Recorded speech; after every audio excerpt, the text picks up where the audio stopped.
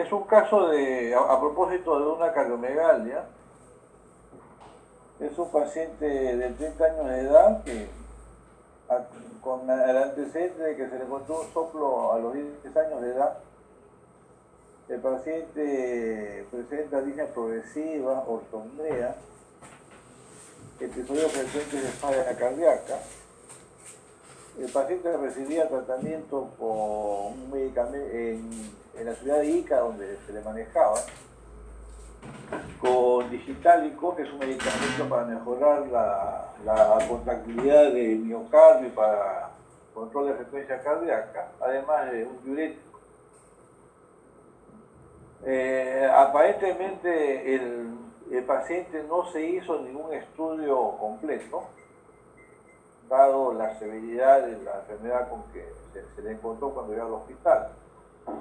Semiológicamente, el síntoma era una disnea a 50 metros, o sea, muy limitado, media cuadra ya podía caminar.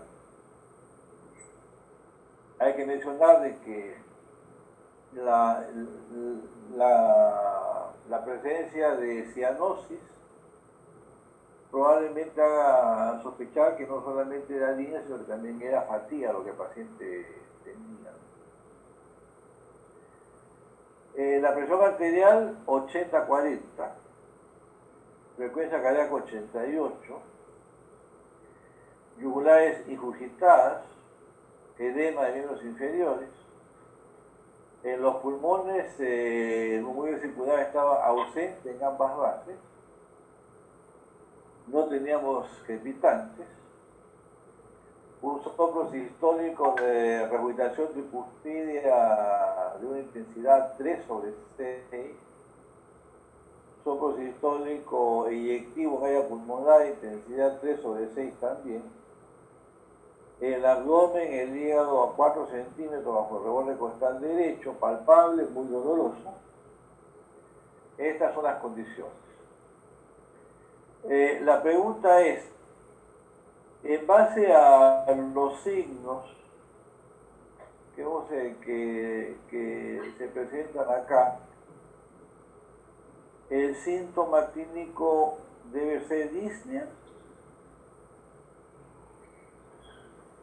o debe ser fatiga.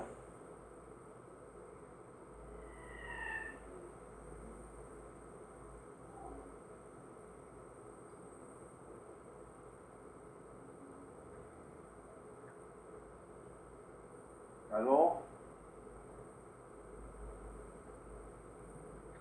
Sí, doctor.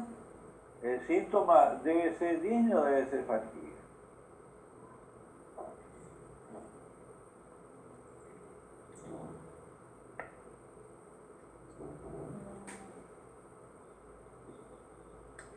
Si pasamos al slide del examen físico,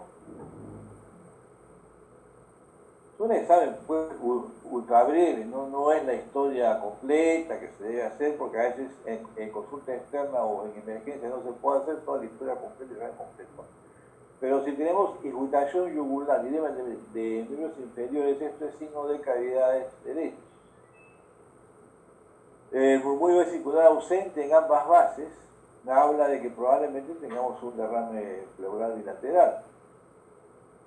En un examen clínico completo, probablemente acá tengamos que mencionar que la amplexación, o sea, la ampliación del volumen torácico en la expiración debe estar disminuida, porque si hay derrame o sospecho de que hay derrame, debe haber menos ingreso de aire y eso infla menos los pulmones, y el tórax expande menos.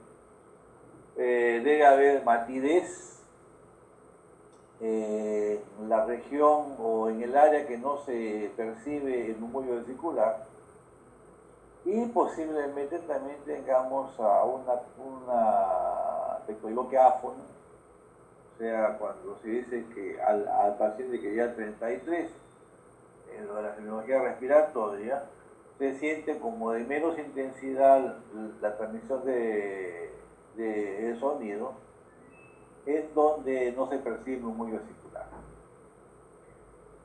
Los ruidos cardíacos están rítmicos, Hay soplo sistólico tricuspide y soplo sistólico pulmonar. No hay ningún signo de cavidades izquierdas. 80-40 de pulso es un pulso pues que probablemente sea parvus. No se menciona si es tardus, porque si fuese tardus tenemos que tener un soplo sistólico eyectivo en área órtica. Acá el soplo es eyectivo pulmonar y la onda de pulso se transmite hacia los pulmones, no a todo el circuito arterial sistémico. Y definitivamente la presencia de un hígado a 4 centímetros bajo el borde costal derecho, pulsátil, indica pues que la insuficiencia tricuspidea es de grado severo. Tenemos un caso en que el problema está aparentemente localizado fundamentalmente al lado derecho. La pregunta es, ¿comenzó al lado derecho o empezó al lado izquierdo y tardíamente se ha ido al lado derecho? Si regresamos, el soplo se le encontraba a los 10 años. Entonces parecería ser de que el paciente nació con un problema. O de repente tuvo una fiebre reumática muy precozmente. Probablemente más de un episodio de fiebre reumática, alguna válvula se dañó significativamente a edad muy temprana y ha evolucionado lamentablemente a hipertensión pulmonar. Más no se puede ir. Acá tenemos que hacer un plan de trabajo. Entonces, de la historia, que a veces es así, nuestra población a veces no describe bien los síntomas, ¿no? Mucho más si es algo que nació con la persona. Aparentemente, si tenía un soplo a los 10 años, había que ver en qué circunstancias fue encontrado, ¿no? Accidentalmente, o en el curso de una enfermedad, etcétera, etcétera, ¿no? Entonces, esto es lo que solemos ver en la consulta. Bueno, en las dos similares se hizo un electrocardiograma. Acá hay signos de gran crecimiento de aurícula derecha, crecimiento de ventrículo derecho, un bloqueo completo de rama derecha y signos de sobrecarga de trabajo muy importante del ventrículo derecho. O sea, es un electrocardiograma que me dice que todo el problema está localizado al lado derecho. Cuando se hagan las clases de electrocardiografía, probablemente vamos a hablar más en detalle la característica de los signos. Pero acá, en la radiografía de tórax, vean ustedes, acá hay un derrame pleural derecho, aparentemente un derrame pleural izquierdo. Si evaluamos los pulmones, más bien están oligoémicos, tienen poca sangre. La vasculatura pulmonar como que está aparentemente reducida. Y cuando hicimos el ecocardiograma era aparte de un severo crecimiento de las cavidades derechas, esto es el ventrículo derecho, la aurícula derecha que está inmensa, la aurícula izquierda está capa, es un desfiladero, el ventrículo izquierdo está muy pequeñito, el ventrículo izquierdo parece que fuese derecho, el derecho parece izquierdo, la pared está muy gruesa, hay un gran crecimiento del ventrículo derecho, se ve ahora la tricúspide que en esta vista no se debe ver, un signo acá, bueno, que indica que la presión al final de la diástole está muy alta en el ventrículo derecho, o sea, todavía tenemos severo daño de cavidades derechas. El ventrículo izquierdo es muy pequeñito, el ventrículo derecho es inmenso, vean ustedes la aurícula derecha es muy grande, la aurícula izquierda prácticamente está colapsada. La pregunta es, la sangre que ingresa de las venas pulmonares tiene dificultad para ingresar, probablemente se estanca a nivel pulmonar y posiblemente por eso el paciente refería a disnea. Pero la pregunta es, ¿cuánta sangre envía el ventrículo derecho hacia los pulmones? Si seguimos avanzando, este es el flujo en la arteria aorta. Esto es la severa insuficiencia tricuspidia, esto es lo que nos genera el soplo sistólico tricuspidio. Esto produce el hígado pulsátil y esto también produce la observación de onda B en la vena yugular. Bueno, esta es la expresión del Doppler. La vena cava está muy dilatada. Acá se ve el derrame pleural derecho, que lo veíamos en la radiografía. O sea, la presión en la aurícula es muy alta. Esta presión se transmite hacia la vena cava se transmite hacia todas las venas que desembocan en ella, por eso el paciente tenía edema. Parece ser que hay alguien más que esté esperando.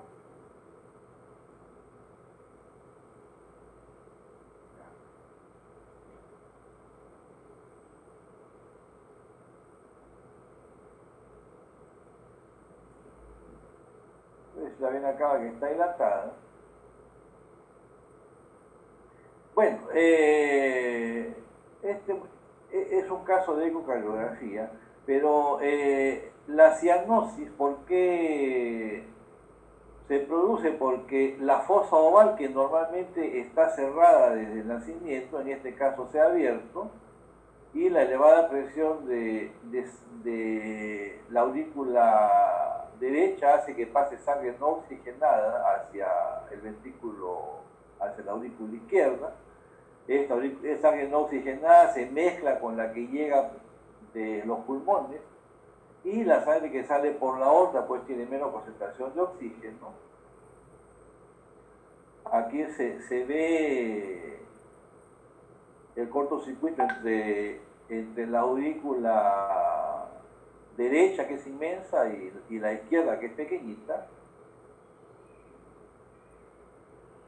Y la causa de todo esto, incluso estas bolitas que se ven acá, es solución salina agitada, no deben pasar hacia las cavidades izquierdas. Aquí han pasado hacia las cavidades izquierdas, significa pues que efectivamente hay un cortocircuito de la aurícula derecha hacia la aurícula izquierda.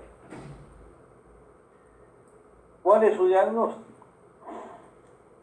El diagnóstico fue una estenosis pulmonar congénita severa que la ven acá, que no se trató a tiempo, y una lesión congénita que no se trata a tiempo, lamentablemente, pues acorta la expectativa de vida de los pacientes. Tenía un área de 0.21 centímetros cuadrados, si mal no recuerdo.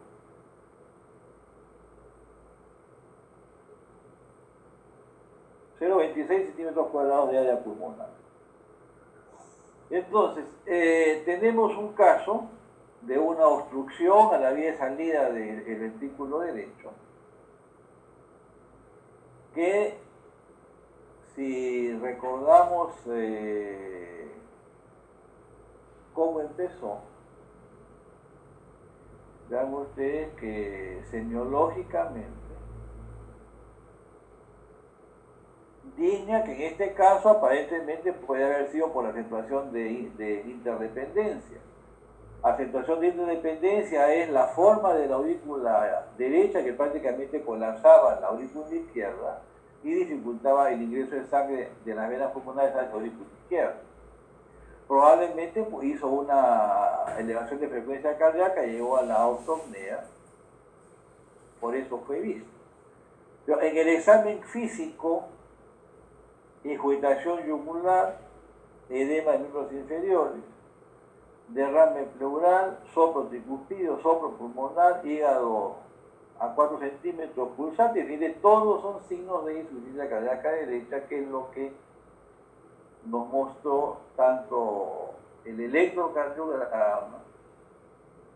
La radiografía es muy difícil. Acá prácticamente toda la cardiomegalia es por el gran crecimiento de la aurícula derecha y del ventrículo derecho, que como está en una posición anterior, pueden desplazar hacia atrás las cavidades izquierdas. Bueno, ¿Se ha escuchado bien el audio?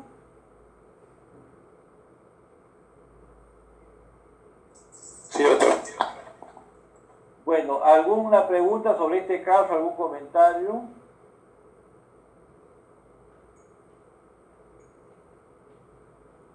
No se olviden que hay síntomas característicos de las cavidades izquierdas y síntomas característicos de las cavidades derechas. En este caso, si aumentábamos el interrogatorio sobre síntomas, probablemente el paciente debe haber referido llenura precoz, síntomas de cavidades derechas, mala digestión, por la hipertensión venosa sistémica, no hay un adecuado retorno venoso de la vena porta hacia el hígado. El éxtasis hace que los nutrientes estén más tiempo en el intestino, fermentan y porque no se absorben adecuadamente, eso produce mala digestión. Dolor en hipocondrio derecho es obvio por la dilatación del hígado. Y los edemas, que en este caso había un edema en miembros inferiores, derrame pleural, y no sería raro que como en la radiografía no se ve la cámara gástrica, también tengamos así, o sea, un paciente en anasarca, o sea, tiene extravasación de fluidos prácticamente a todo nivel.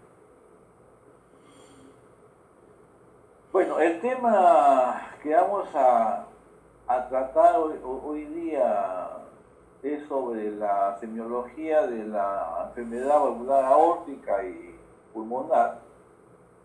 He iniciado con un caso de válvula pulmonar. Vamos a hablar ahora sobre la enfermedad de la válvula aórtica. La válvula aórtica, como ustedes saben, es como esto de acá, debe tener tres hojas, velo derecho, velo no coronariano, velo izquierdo. A veces hay válvulas genéticamente anormales, como este caso, que solamente tiene dos hojas. Se ha fusionado aparentemente el velo izquierdo, derecho con el izquierdo, esto se llama RAFE, es como una cicatriz o como un rezago de lo que debió formarse toda la comisura, no se formó, y tenemos una válvula que cuando se abre como un ojo de gato.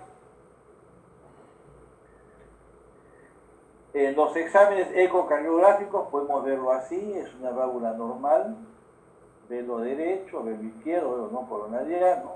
Esta es una válvula pulmonar normal, si recuerdan el caso anterior era hiperrefringente y no se movía. Acá vean ustedes que solamente se ve un velo que se abre hacia aquí, otro que se abre hacia acá, es un ejemplo de una aorta bicúspide. La estenosis de válvula aórtica debería denominarse mejor síndrome de obstrucción en la vía de salida del ventrículo izquierdo, porque las lesiones que ocasionan este síndrome pueden estar ubicadas debajo de la válvula, como una estenosis subaórtica por una miocardiopatía hipertrófica que es un engrosamiento anómalo del septum interventricular que obstruye la vía de salida.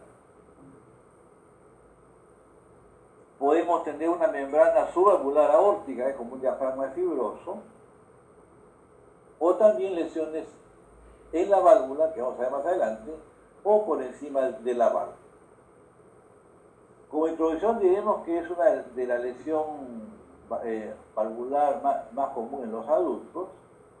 2 a 3% de los mayores de 65 años tienen estenosis aórtica calcificada en diferente grado. 25% de los adultos de más de 65 tienen esclerosis. Esclerosis significa velos engrosados, pero sin calcificación. Velos normales son estos. Velos esclerosados es como esta zona de acá abajo. Un velo calcificado es como esto de acá o como esta zona de acá, que está mucho más gruesa y que histológicamente pues se ve presencia de calcio. Las etiologías son de tipo congénito, si hablamos de una aorta bicúspide, una miocardiopatía hipertrófica, una membrana subaórtica, puede ser reumática si el paciente tuvo fiebre reumática con inflamación de los velos. o degenerativa, que el mecanismo, según los estudios de histopatológicos, uno de los más importantes de la doctora Caterine Otto, muestran que histológicamente las válvulas con lesión degenerativa son similares a las placas ateroscleróticas. Entonces parecería ser de que el mecanismo de una estenosis aórtica degenerativa es similar a las lesiones vasculares ateroscleróticas. De las congénitas, la anomalía más común es la aorta bicúspide. Aproximadamente 1% de los pacientes con estenosis aórtica o con patología de la aórtica son por esta condición, aorta bicúspide. Es 1% de los pacientes con estenosis aórtica, no es 1% de toda la población. Es más frecuente en hombres que en mujeres. Es una transmisión autosómica dominante en algunas familias y es más o menos del 30 al 50% de los pacientes que llegan a hacer operaciones para reemplazo de válvula aórtica. La reumática es cada vez menos frecuente en los países desarrollados, todavía es un problema de salud en los países desarrollados como el nuestro, aunque hoy día una de las noticias es que en Inglaterra están sorprendidos de que una de las economías más sólidas de América Latina es la peruana, e incluso comparada con economías de todo el mundo, parece ser de que algo se está haciendo bien. Pero en los países como el nuestro, América Latina, África o Medio Oriente, como Afganistán, países pues pobres, la enfermedad reumática todavía es muy prevalente y frecuentemente se asocia con la enfermedad de la válvula mitral. Me acuerdo cuando he podido ir a las sesiones de la Sociedad Hindú de Cardiología en el American College en Estados Unidos, la patología que presentaban parecía que era la de nuestro hospital, ¿no? Estenosis mitral, estenosis aórtica, taquicardia constrictiva, cosa que no se ve cuando las reuniones son de los americanos o los europeos, que todos son degenerativos, de enfermedad coronaria o enfermedad hipertensiva. La degenerativa tiene una prevalencia en incremento con el envejecimiento de la población, asociada con factores de riesgo muy comunes como hipertensión arterial, dislipidemia, sexo masculino, tabaquismo, enfermedad renal. Y no está claro aún si el tratamiento de las condiciones asociadas de riesgo reduce el riesgo de enfermedad o de progresión de enfermedad valvular. Hay referencias en donde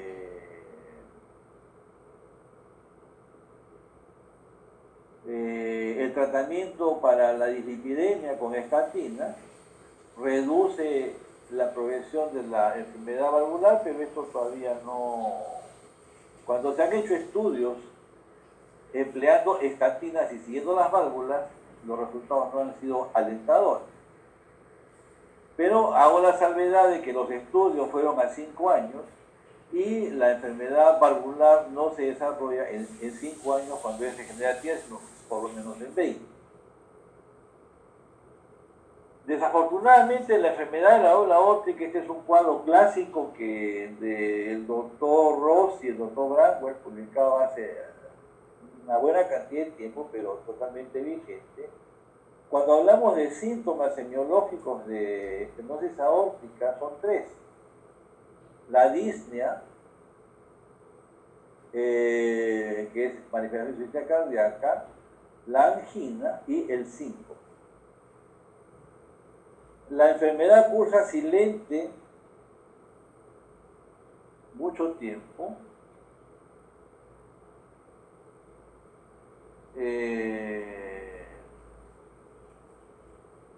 Pero cuando empiezan síntomas severos, la progresión hacia el cementerio es así. O sea, yo puedo estar asintomático muchas décadas, pero cuando se empiezan síntomas, la caída es así. Cuando el síntoma de inicio es angina, en 6 años la mitad se murió. Cuando el síntoma es síncope, a los 4 la mitad se murió.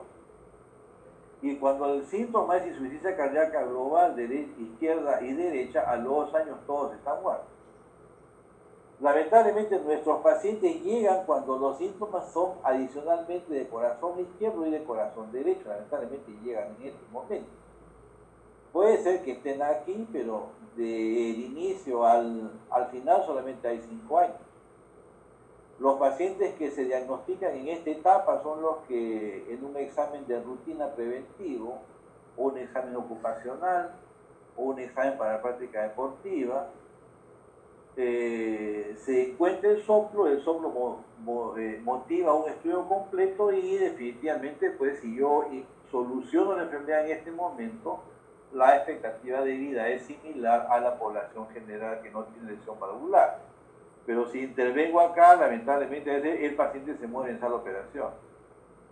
Desafortunadamente las cifras en todo el mundo, hay series que tienen 0% de mortalidad quirúrgica. En nuestro hospital la mortalidad es mayor a 50%.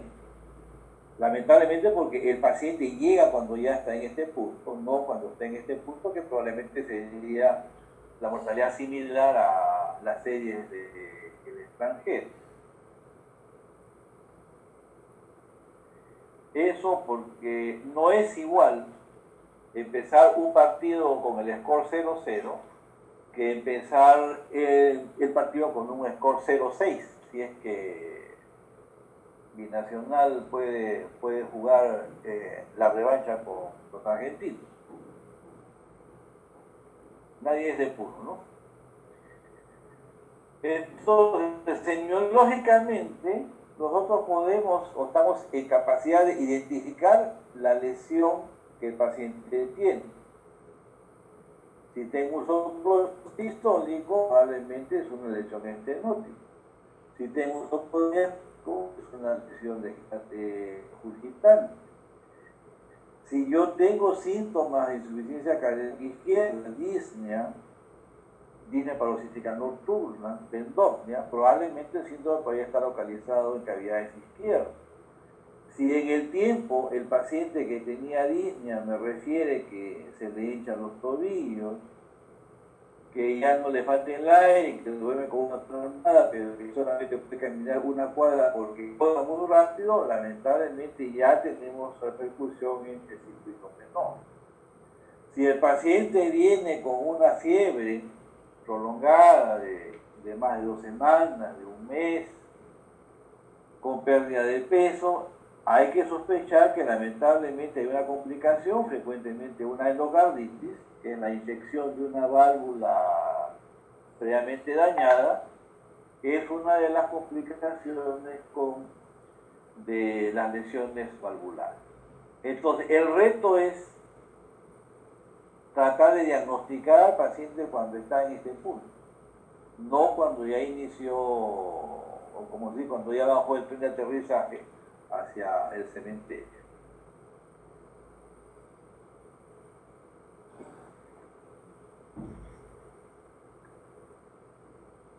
Entonces, la estenosis subvalvular puede ser una miocardiopatía hipertrófica,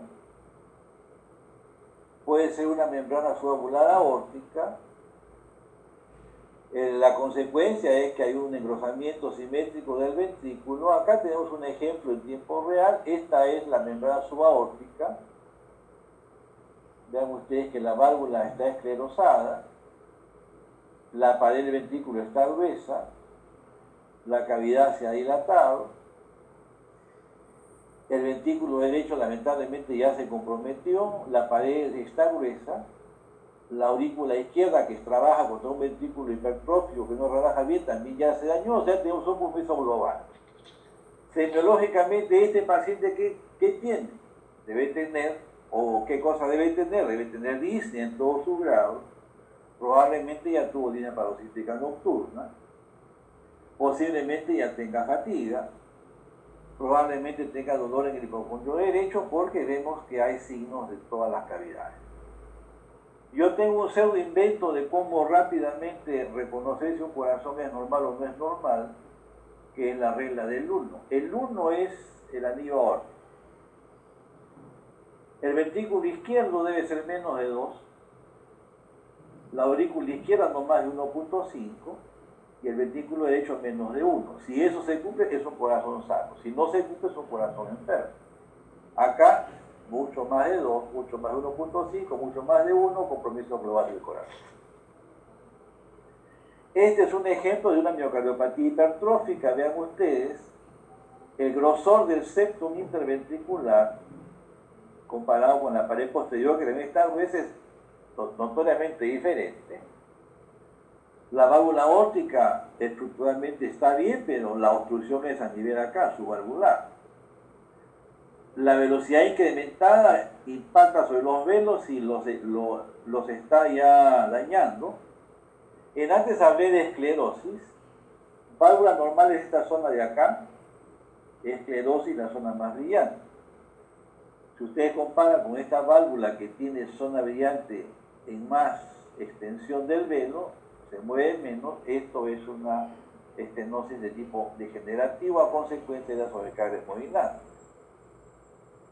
Y este es el caso, es una rareza, es un túnel subaórtico, es una obstrucción en forma de un tubo a nivel subvalvular con hipoplasia de válvula aórtica. Esta es una cardiopatía congénita bastante rara que tuve la suerte de ver hace algunos años, pero fisiopatológicamente se comporta como una estenosis o una síndrome de obstrucción en la vía de salida del ventrículo izquierdo.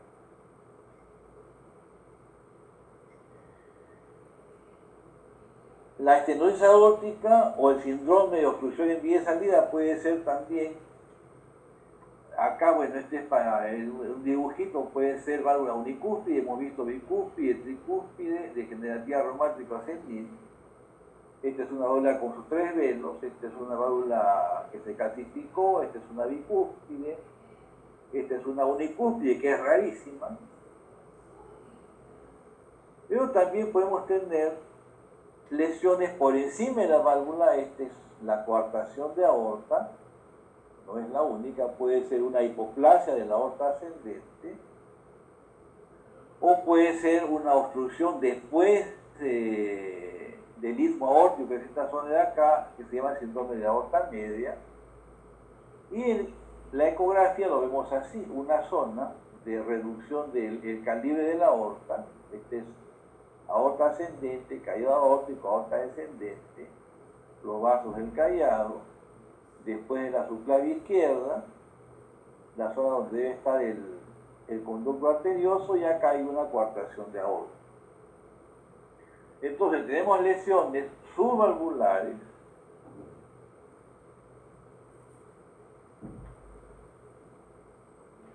lesiones valvulares, que vamos a ver más adelante, y lesiones supravalvulares que producen síndrome de obstrucción en la vía de salida del ventrículo izquierdo. ¿Hasta aquí tienen alguna pregunta? Ya se va a cortar la primera parte.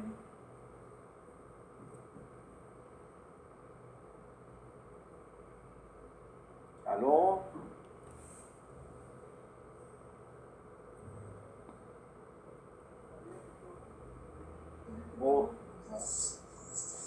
¿Han escuchado todo el audio bien? Sí, doctor, todo bien. Muy bien.